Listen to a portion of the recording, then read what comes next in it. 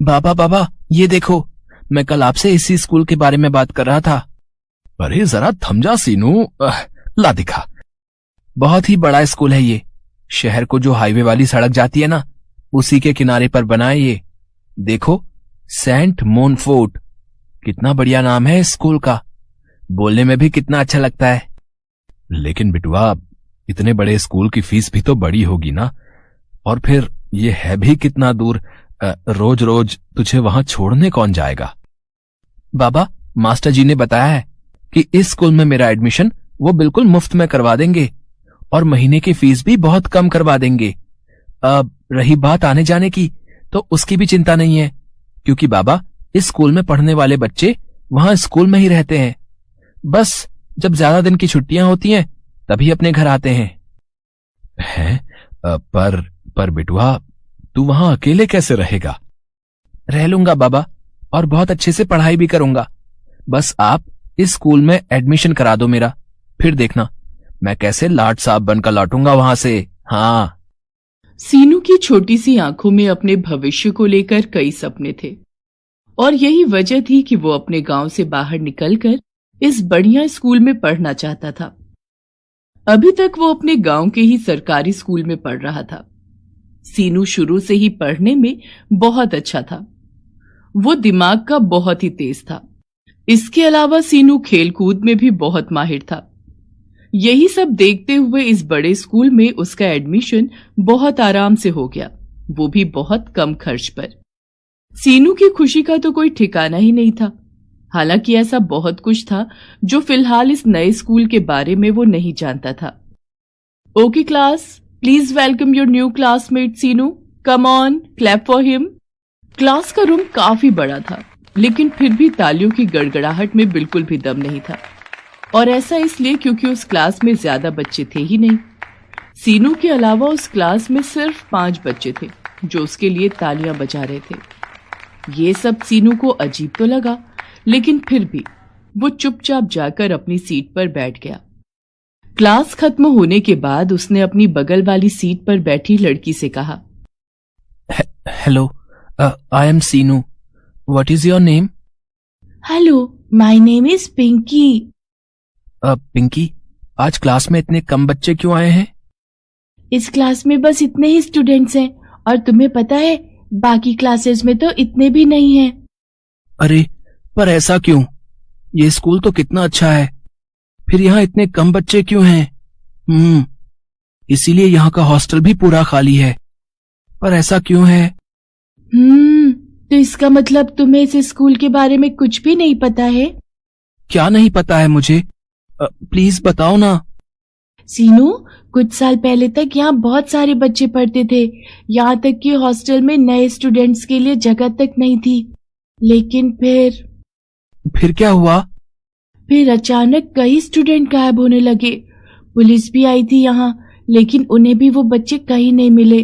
फिर बहुत सारे पेरेंट्स ने डर के मारे अपने बच्चों का एडमिशन दूसरे स्कूल में करवा दिया।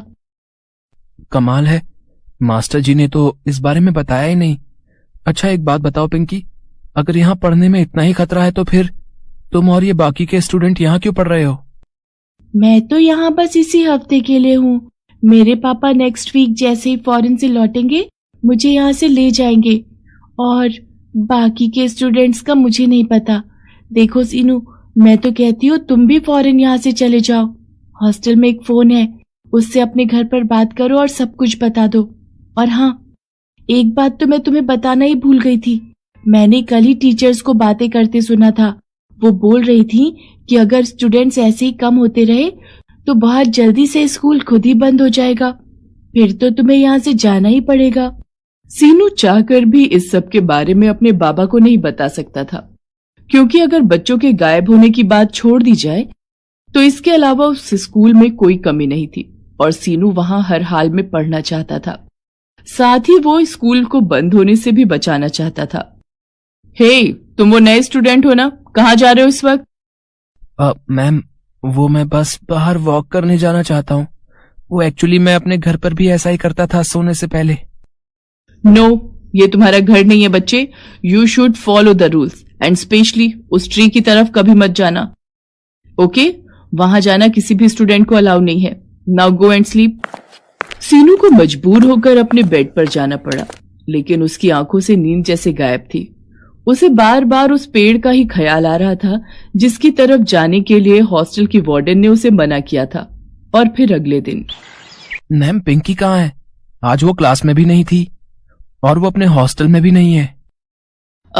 वो पिंकी वो अब कभी नहीं आएगी। आई मीन टू से she is living this school. लेकिन मैम, उसने तो कहा था कि उसके पेरेंट्स नेक्स्ट वीक उसे लेने आएंगे और कल शाम तक मैंने उसे देखा था। फिर ऐसे अचानक। तुम इतना सब मत सोचो और जाकर अपनी स्टडीज पर ध्यान दो, समझे?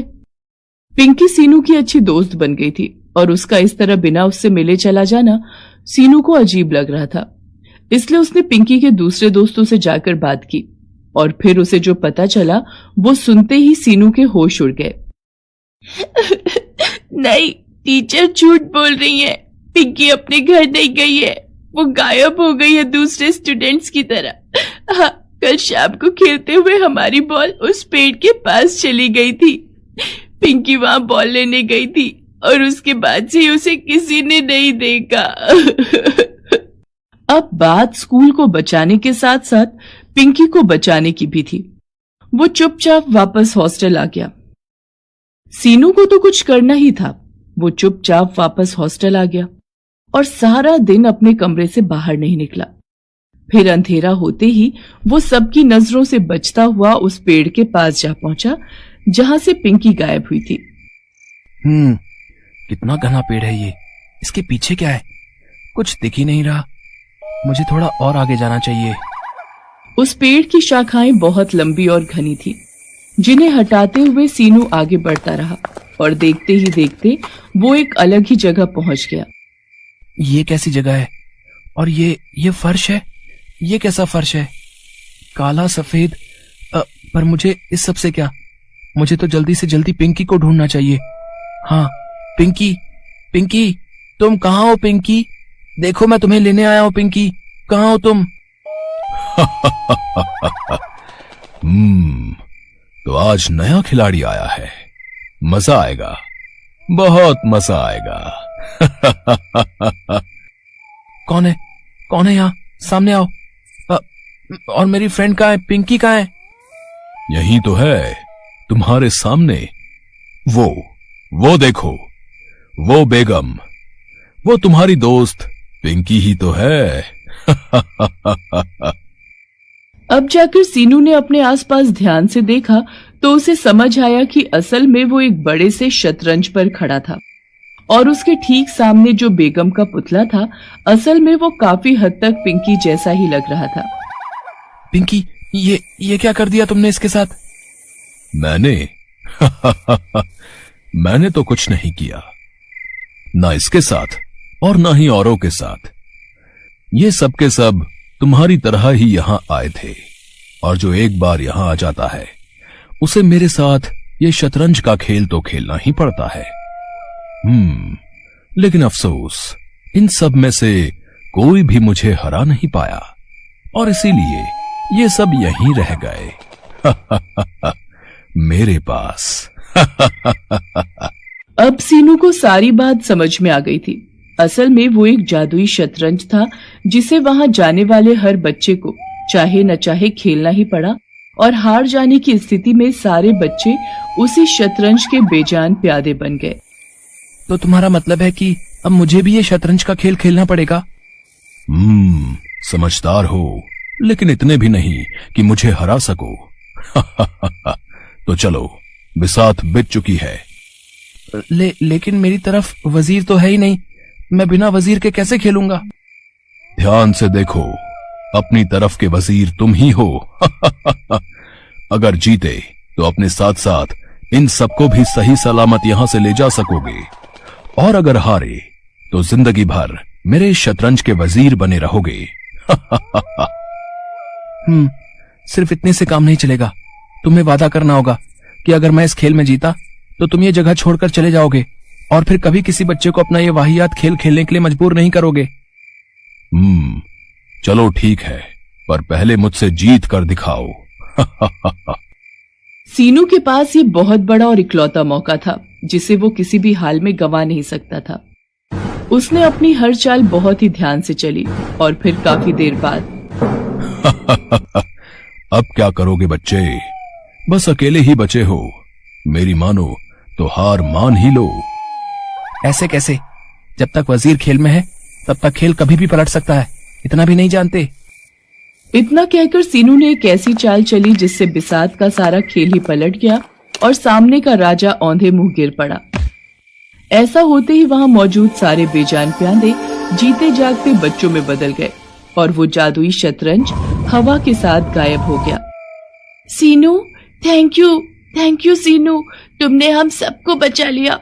तुम सच में बहुत ही स्मार्ट हो। पिंकी की बात सुनकर सीनू मुस्कुरा दिया। सीनू अब बहुत खुश था क्योंकि अब ना तो पिंकी मुसीबत में थी और ना ही उसका प्यारा स्कूल। एक समय की बात है।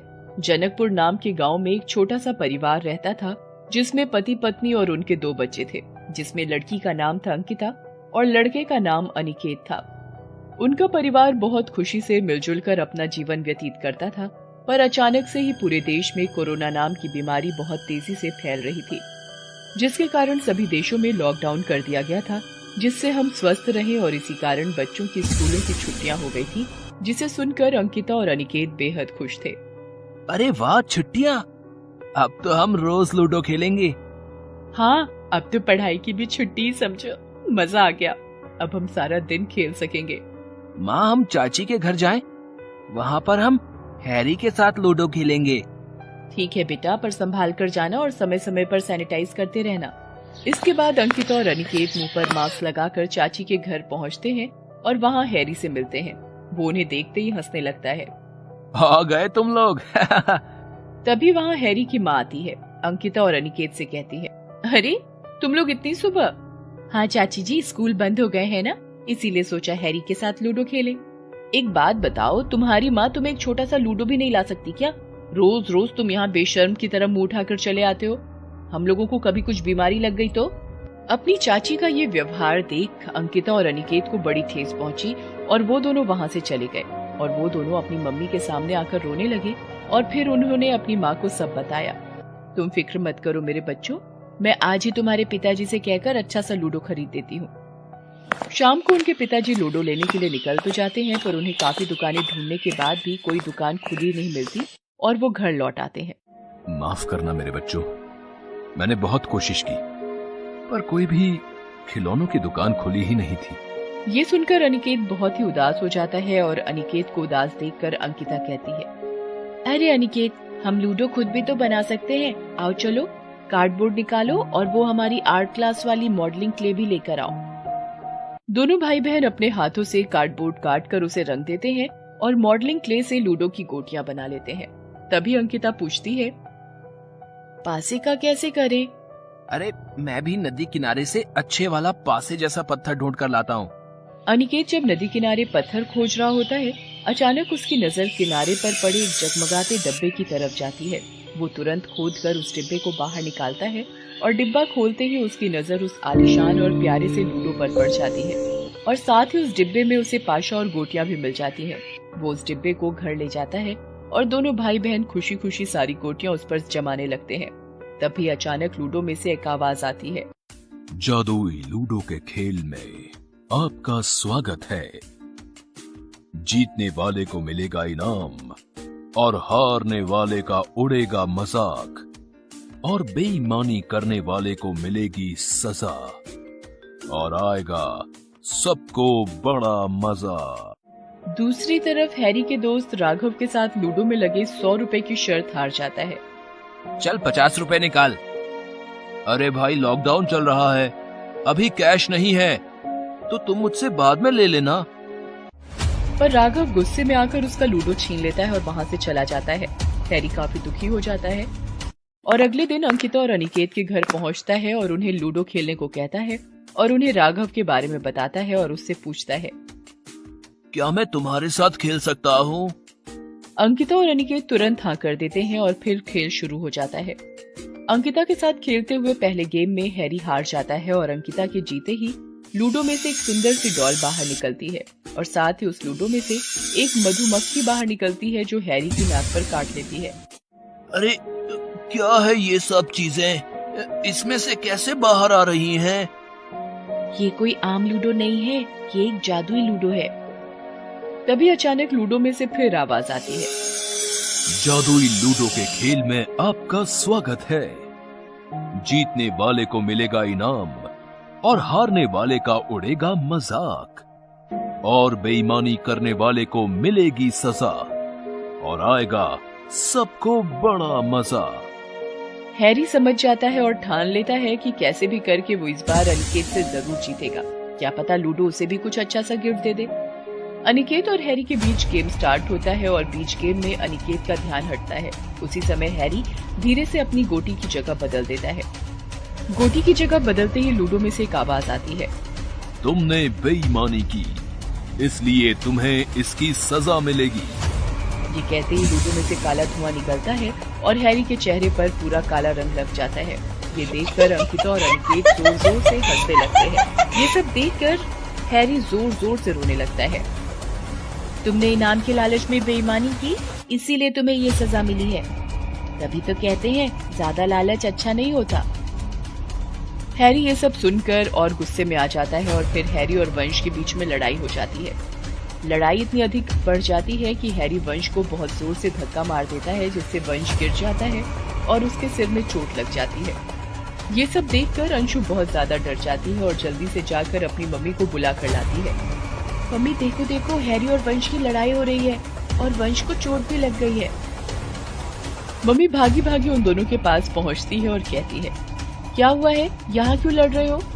तब अंशु सारी बात मम्मी को बता देती है। ये सुनकर मम्मी हैरी को समझाती है, हैरी बेटा कभी लालच नहीं करना चाहिए, हमेशा ईमानदार रहना चाहिए, और वंश बेटा कहीं से भी कोई चीज ऐसे उठाकर घर में नहीं लानी चाहिए जब तक कि आपको पता ना हो कि वो चीज किसकी है। हैरी और वंश चलो, अब आप दोनों लोग हाथ मिलाकर दोस्ती करो, प्रॉमिस करो कभी झगड़ा नहीं करोगे। इसके बाद मम्मी उस जादुई लूडो को डिब्बे में डालकर वहाँ से ले जाती है और उसी जगह रख आती है जिस जगह से वंश उठाकर लाया था।